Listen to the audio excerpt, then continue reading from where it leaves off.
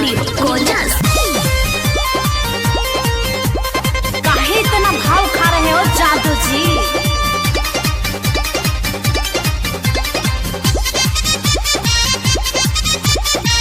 नमरी मत दिखाइए, नमरी देखा के नहीं लूट पाई बोलो हर लेबू नहीं रानी तो घुसाई दे हम जबर। ये बात है, नमरी देखा के नहीं लूट पाई बोलो हर लेबू नहीं रानी तो घुसाई दे हम जबर। वो कैसे? आवो चोली के चीज सिखा दो, आवो चोली के चीज सिखा दो, नहीं से कमर मारा। और आगे बोलो तो बाबू साहेब का बानी फिलहाल, अब बाबू साहेब के बानी फिलहाल, जादू जी लाइन मत मारा। अब बाबू साहेब के बानी फिलहाल, जादू जी लाइन मत मारा। बुझ गईला? गर्दा कबार देंगे।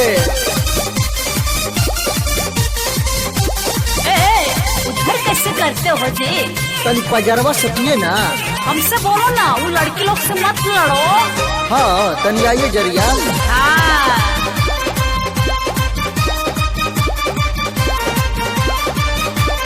सुनिए ना रे बेटी, अब दूसरा देखा जाके वो करे में नहीं देखा।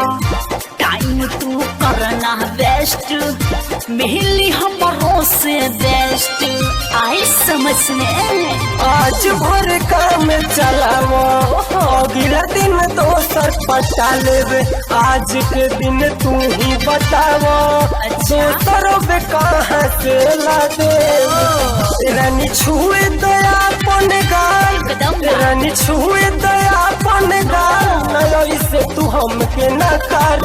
बाबू साहेब के बानी फिलहाल, अब बाबू साहेब के बानी फिलहाल, जादू जी लाही मत मारा। अब बाबू साहेब के बानी फिलहाल, जादू जी लाही मत मारा।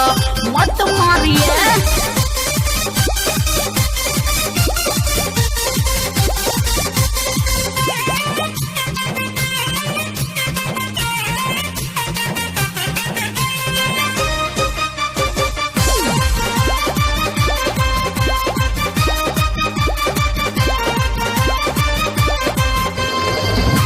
तनी साया मन धोली, कदम ना हाथ चोली में डाली। समझ के बोलो। नयो से करो बकवास, नहीं तो न होई बर्बाद। देखने में हम क्या लग रहे हैं? अब राजा रोहित हमारा, अच्छा कदिले उनके से प्यारा। हाँ कि जूहित रवि याद हो, करना तू धेरा इंतजार।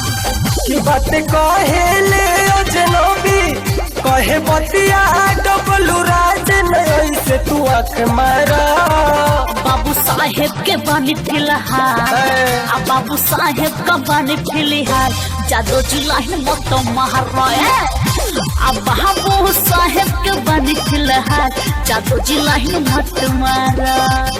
चला हट जा, बुझला नमरी देखा के नहीं लूट पाई बोलो।